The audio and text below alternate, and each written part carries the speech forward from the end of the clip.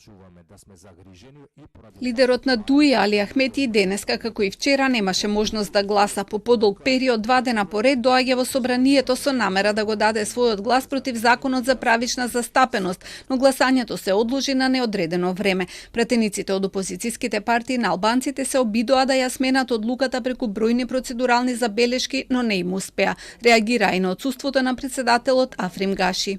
Каде е председателот на собранието и сакаме да знаеме зошто токму денеска е одсутен во оваа седница кога се прави преседан, сериозен преседан. Денеска имаме предлог на закон кој што ги исполнува сите процедурални услови, но не се става на гласање.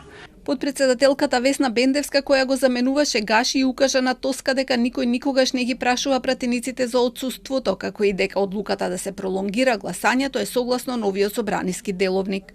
Членот 170 воопшто не се врзува со кворум или не кворум, туку со апсолутно право на председателот да го одложи и да го презакажи изјаснувањето по завршената расправа.